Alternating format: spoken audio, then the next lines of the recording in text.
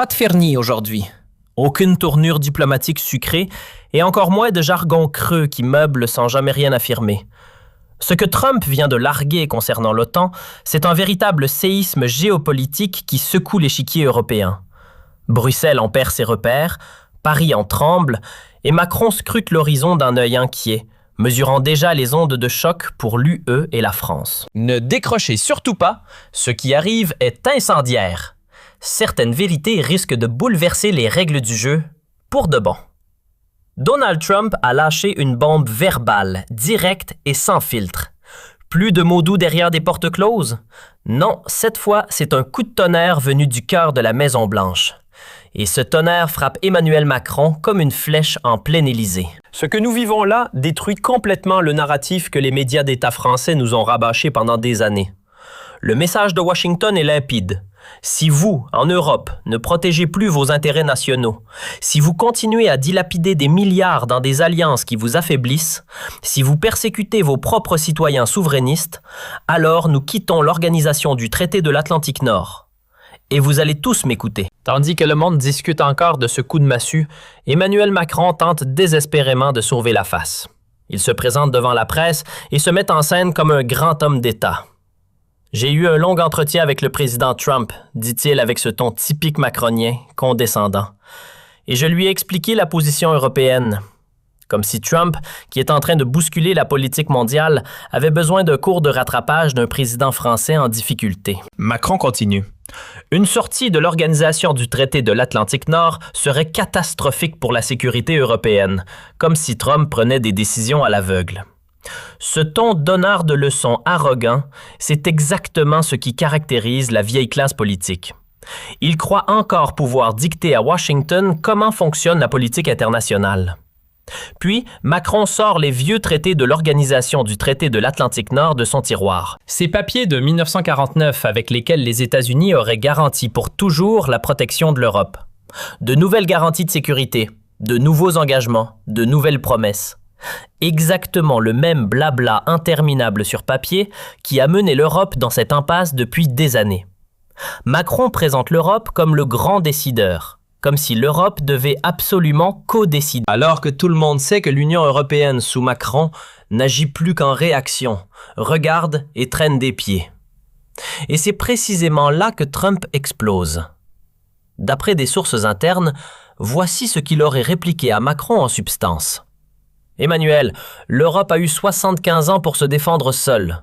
Vous n'avez rien fait à part nous demander de l'argent et des troupes. Si vous voulez la sécurité, arrêtez enfin de rejeter chaque proposition juste parce qu'elle ne vient pas de Bruxelles.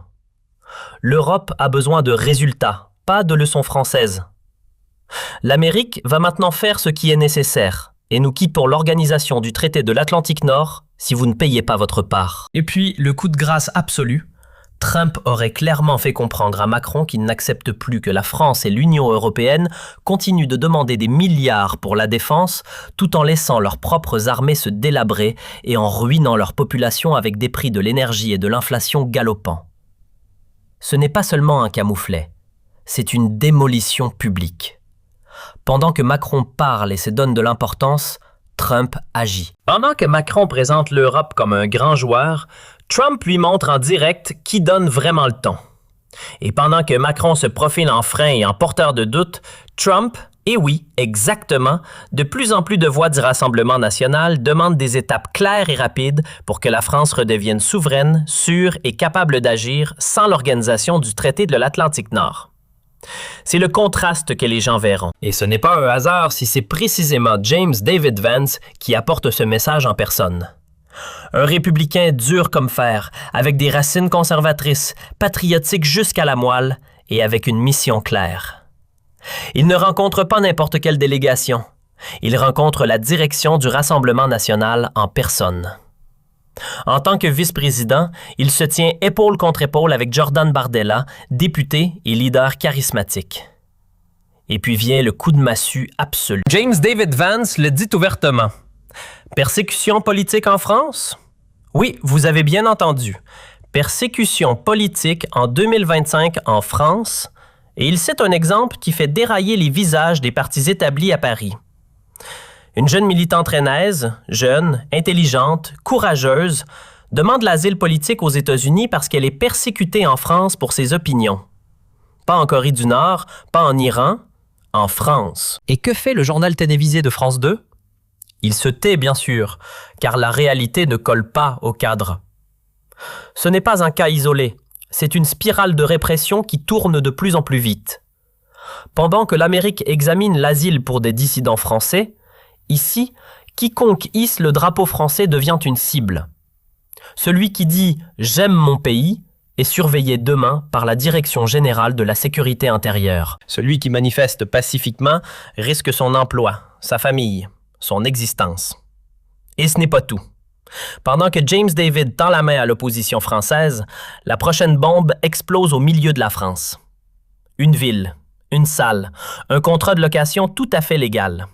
Objectif, la fondation des jeunes du Rassemblement national, la jeunesse du Rassemblement national de 14 à 35 ans, ouvertement démocratique dans le cadre de la Constitution. Et que se passe-t-il? Une campagne d'intimidation sans précédent commence.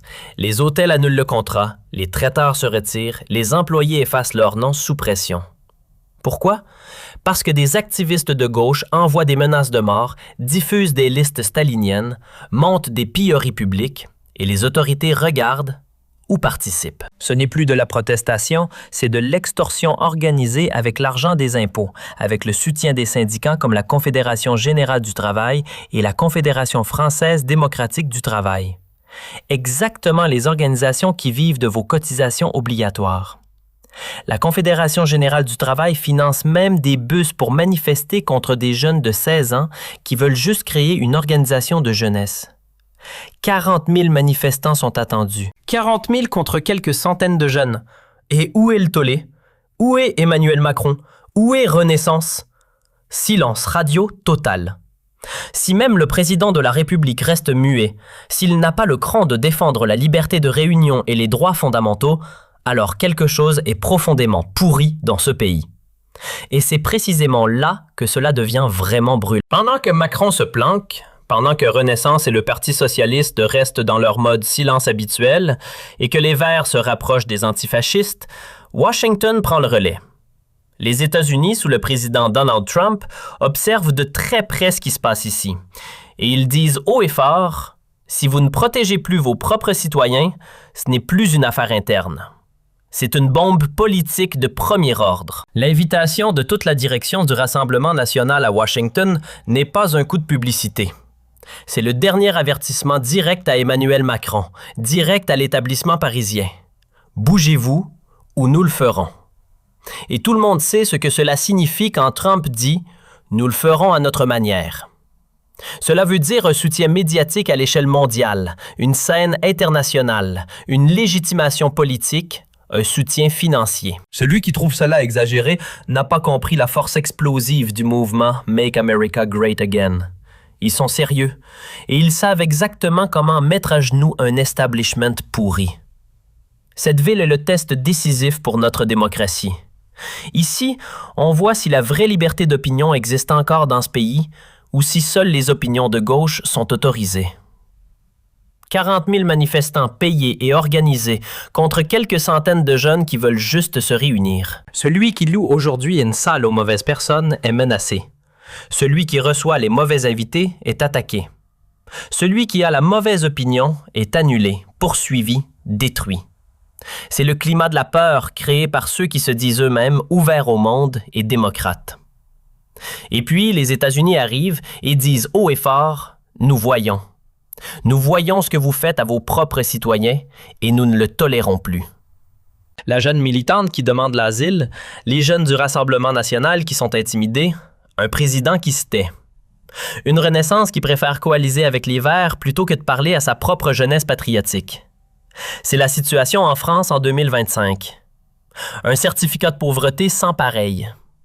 Emmanuel Macron a maintenant le choix. Il peut se placer devant ses citoyens, devant la liberté d'expression, devant la Constitution. Ou il peut continuer à se taire et regarder ce pays sombrer définitivement dans une dictature d'opinion politiquement motivée. Les États-Unis ont déjà pris leur décision. Pour eux, Le Rassemblement national est l'interlocuteur en France.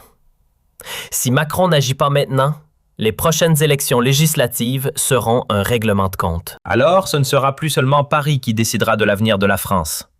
Washington s'en mêle officiellement et donne au Rassemblement national un soutien international, une légitimation et une présence médiatique qui paniquent les vieux partis. Qu'en pensez-vous? Partagez vos pensées dans les commentaires, aimez cette vidéo et abonnez-vous à notre chaîne pour ne pas manquer d'autres vidéos importantes pour l'avenir de la France. À bientôt.